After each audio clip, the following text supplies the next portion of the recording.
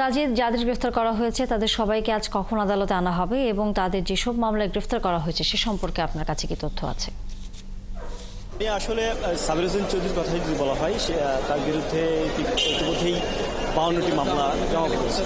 সেই মামলায় কিন্তু তাকে গ্রেপ্তার করা হয়েছে। তবে এখানে নির্দিষ্ট করে এখন পর্যন্ত বলা যাচ্ছে না কোন মামলায় তাকে গ্রেপ্তার করা হয়েছে। সেটা আসলে আদালতে তোলার পর সেটা জানা যাবে। তবে কখন নাগাদ তুলবে সেটা এখনও অনিশ্চিত।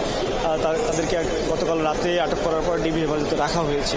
তবে সাবির হোসেন চৌধুরীর বিষয়ে যেটি ইতিমধ্যেই জানা গিয়েছে তদন্তকারী কর্মকর্তার কাছ থেকে, তিনি ঢাকা ৯ আসন অর্থাৎ খিলগাঁও সবুজবাগ এলাকার তিনি সংসদ সদস্য ছিলেন এবং 2024 সালে 7 জানুয়ারি নির্বাচনে কিন্তু আসলে সংসদ সদস্য নির্বাচিত হয়েছিলেন। এর পরবর্তীতে কিন্তু তিনি সেই এলাকায় তার যে রাজত্ব কায়েম তিনি করেছিলেন।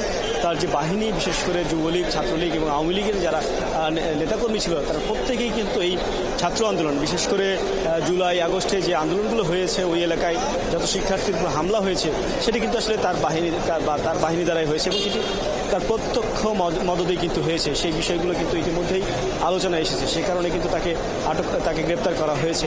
একই সাথে স্বরাষ্ট্র মন্ত্রণালয়ের সিনিয়র সচিব আমিনুল ইসলাম খান, তাকেও কিন্তু গতকাল গ্রেপ্তার করা হয়েছে। তার বিরুদ্ধে যেটি অভিযোগ, তিনি যেহেতু জননিরাপত্তা বিভাগের দায়িত্বে ছিলেন, তার অধীনে যারা আসলে পুলিশ বাহিনীর যে সমস্ত সদস্য ছিলেন, বিশেষ করে ঊর্ধ্বতন কর্মকর্তা যারা ছিলেন, তার কিন্তু প্রত্যক্ষ মদদ রয়েছে। এই কারণে কিন্তু তাকেও গ্রেপ্তার করা হয়েছে। একই সাথে এনবিআরের সাবেক চেয়ারম্যান এবং মুখ্য সচিব নজিবুর রহমান, তাকে আজকে ভোরে গ্রেপ্তার করা হয়েছে। ডিবি পুলিশ গ্রেপ্তার করেছে, তাকেও আনার কথা রয়েছে।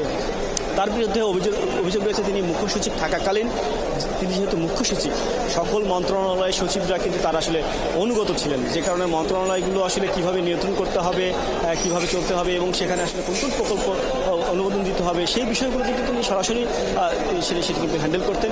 এটি কিন্তু আসলে সাবেক প্রধানমন্ত্রী শেখ হাসিনার পক্ষ থেকেই এই মুখ্য সচিবের মাধ্যমে কিন্তু আসলে সেটি পরিচালিত হতো, যে কারণে তার বিরুদ্ধেও এই হত্যা মামলা হয়েছে। বৈষম্য বিরোধী ছাত্র আন্দোলনে তিনি প্রত্যক্ষভাবে জড়িত এবং সহযোগী হিসেবে তাকেও কিন্তু গ্রেপ্তার করা হয়েছে। একই সাথে আজকে সকালে কিন্তু এই আসন অর্থাৎ ঢাকা 7 আসনের সাবেক সংসদ সদস্য হাজী সেলিম এবং ঢাকা দক্ষিণের মেয়র হাসিবুর রহমান মানিক এবং ঢাকা বিশ্ববিদ্যালয়ের সাধারণ সম্পাদক তানভীর হাসান সৈকত, তাদেরকে কিন্তু আবারও কারাগারে পাঠানো হয়েছে গ্রেপ্তার দেখিয়ে।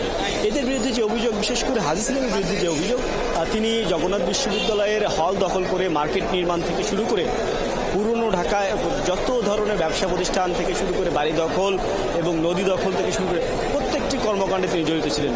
এছাড়া জুলাই মাসে যে ছাত্র আন্দোলন শুরু হয়েছিল তার যে নিজস্ব বাহিনী ছিল আমরা দেখেছি, সেই বাহিনী কম করে হলেও প্রতিদিন 4 থেকে 500 মানুষ কিন্তু তার বাসার সামনে থাকতো এবং তাদের মাধ্যমেই এই শিক্ষার্থীদের উপরে হামলার ঘটনা ঘটেছে। এবং আমরা একসময় দেখেছিলাম ধানমন্ডিতে এই হাজী সেলিমই কিন্তু শিক্ষার্থীদের তোপের মুখে পড়েছিলেন শেষ পর্যায়ে, অর্থাৎ আগস্ট শুরুর দিকে।